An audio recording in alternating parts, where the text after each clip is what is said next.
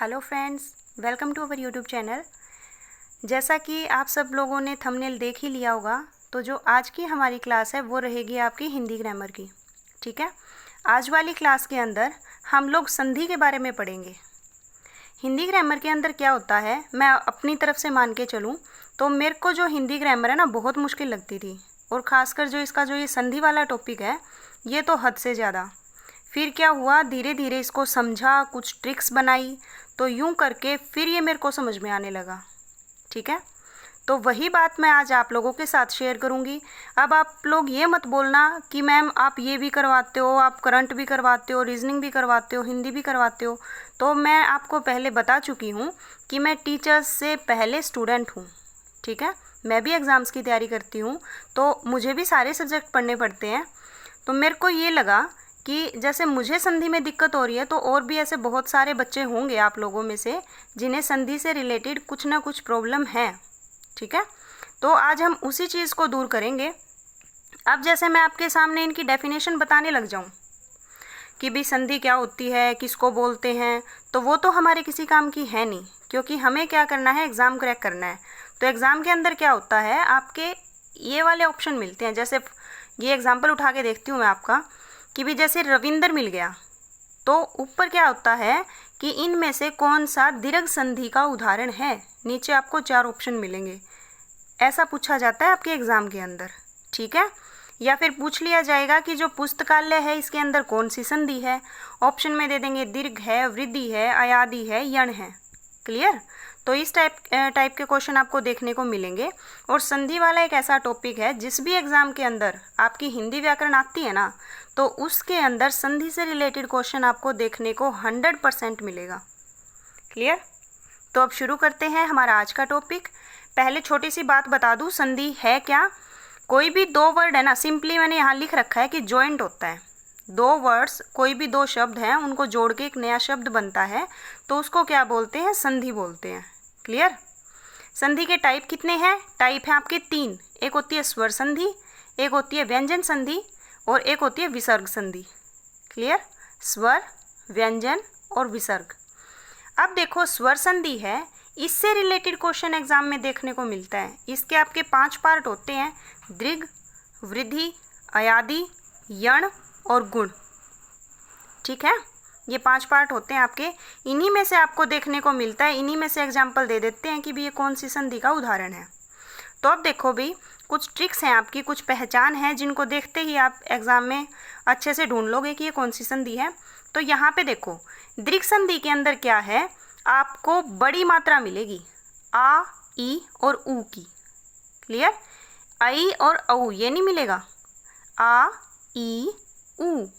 ठीक है, तो यहाँ पे देखो, जैसे सपोज करो एग्जाम्पल है रवि प्लस इंद्र, तो क्या बन गया, रविंद्र। कई बच्चे इसको ठीक करेंगे, ये ठीक नहीं है। ठीक है, ये नहीं आएगा, क्योंकि क्या होता है, ई और ई मिलके बड़ी ई बनाते हैं। तो वो तो सारा डिटेल की बात है, डिटेल में करना ही नहीं है, टाइम कम है, ये स्पेशली सीईटी मेंस के लिए क्लास है। तो यहाँ पे देखो भाई, जहाँ पे आपको मैंने क्या बोला, बड़ी ई की मात्रा, तो रवि बड़ी ई की मात्रा है ना, तो एकदम से पता लग जाएगा कि बड़ी ई की मात्रा जहाँ पे भी बीच में दिखाई देगी वो कौन सी संधि है, दीर्घ संधि। पुस्तकालय, आ, पुस्तक और आल्य, तो बीच में क्या बना, आ बना, आ बन गया तो क्या है, आ जाए तो दीर्घ संधि। क्लियर? बहुत सारे ऐसे एग्जाम्पल उठा के देखना जहाँ पे भी बीच में आपको बड़ा जैसे आ मिल जाए, बड़ी ई मिल जाए, बड़ा ऊ मिल जाए, तो ये क्या कहलाएगा, दीर्घ संधि। नेक्स्ट है वृद्धि संधि। ऐसे ही इसमें क्या होता है, इसमें बीच में आपको आई और औ इनकी मात्रा मिलेगी, इनको बोलते हैं संयुक्त मात्रा। ठीक है, जैसे सदा प्लस एव क्या बन गया, सदैव। आई की मात्रा है ना, 1 प्लस 1 क्या बन गया, एक, तो ये भी क्या है, आई की मात्रा है। ऐसे ही आई और औ की मात्रा बीच में मिल जाए तो वो कौन सी संधि होती है, वृद्धि संधि। ठीक है, स्वर संधि के ही 5 पार्ट हैं ये। अयादि, इसमें तो नाम से ही पता चल रहा है, अयादि, अय, यहाँ से याद कर लेना। तो यहाँ देखो 4 वर्ड लिख रखे हैं मैंने, अव, आव, अय, आय। ठीक है, ये 4 वर्ड आपको जहाँ पे भी दिखाई दे जाए ना बीच में, तो वो कौन सी संधि है, अयादि संधि। ठीक है, पहचान क्या है, जैसे ए और प्लस कोई भी स्वर, जो स्वर संधि होती है ना, स्वर से स्वर मिलके बनती है, ठीक है। तो ए और कोई भी स्वर आ जाए तो अय बनेगा, आई और स्वर आ जाए तो आय बनेगा, ओ स्वर आ जाए तो औ बनेगा, और औ प्लस स्वर आ जाए तो आव बनेगा। तो यहाँ पे नयन ए और य की साउंड आ रही है ना, तो कौन सी संधि है ये? अयादि संधि। क्लियर। यण संधि में क्या होता है, आधे वर्ण के बाद य और व मिलेगा आपको। यण संधि में आधे वर्ण के बाद या तो य मिलेगा या व मिलेगा। जैसे यहाँ देखो, डायरेक्ट ये उठाओ, स्वागत आधा वर्ण था, फिर क्या मिल गया? व, स, व, तो क्या है ये? यण। जैसे इसमें देखो तय क्या है? आधा वर्ण है, य मिल गया आगे, तो या तो य मिलेगा या व मिलेगा। तो कौन सी संधि है? यण संधि। क्लियर। गुण संधि में क्या होता है, जैसे ऊपर हम लोगों ने क्या किया था आपका, यहाँ पे देखो आई और औ की मात्रा मिली थी ना बीच में, तो ये था वृद्धि संधि। लेकिन छोटी ए और ओ की मात्रा मिल जाए तो वो होती है गुण संधि। जैसे सुरेंद्र, ठीक है, नरेंद्र, तो ए की, छोटे ए की मात्रा है ना ये, तो क्या है ये? गुण संधि। नेक्स्ट है आपके सामने व्यंजन संधि। विसर्ग देख लो पहले।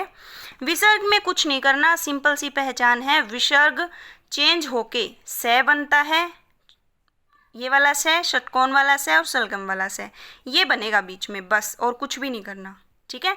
निश्चल हो गया, निष्फल हो गया, तो इस टाइप के जो वर्ड हैं आपके वो विसर्ग संधि में कहलाएंगे। बीच में से ये वाला दिखेगा या तो, या ये वाला दिखेगा या ये वाला। जैसे यहाँ पे नी प्लस चल, क्या बना? निश्चल। क्लियर। नेक्स्ट है व्यंजन संधि। व्यंजन संधि क्या होती है, जैसे स्वर में क्या था? स्वर से स्वर मिला था, ठीक है। इसमें क्या होता है, व्यंजन में या तो स्वर मिल जाए या व्यंजन मिल जाए, तो वो कौन सी संधि होती है? व्यंजन संधि। जैसे यहाँ पे देखिए, तय आपका क्या है? व्यंजन है ना, और जय भी क्या है? व्यंजन। इन दोनों को मिलके क्या बना? सज्जन। यहाँ पे वाक, ये क्या है आपका? कै, स्वर है, व्यंजन है ना, और ई क्या है? स्वर है। यहाँ पे व्यंजन से व्यंजन मिला तो भी कुछ ना कुछ परिवर्तन हुआ, यहाँ पे व्यंजन में स्वर मिला तब भी कुछ ना कुछ परिवर्तन हुआ, यहाँ पे भी आपका व्यंजन में व्यंजन मिल रहा है तब भी परिवर्तन हो रहा है। तो व्यंजन में व्यंजन मिलेगा। यहाँ पे एक बात बताओ, आ ई ए ऐसा कुछ नहीं हो रहा ना, उनमें क्या होता है? आगे स्वर होते हैं, स्वर का स्वर के साथ मिलन होता है। यहाँ पे व्यंजन का होता है सबके साथ, ठीक है। तो इस बात में कंफ्यूज मत होना,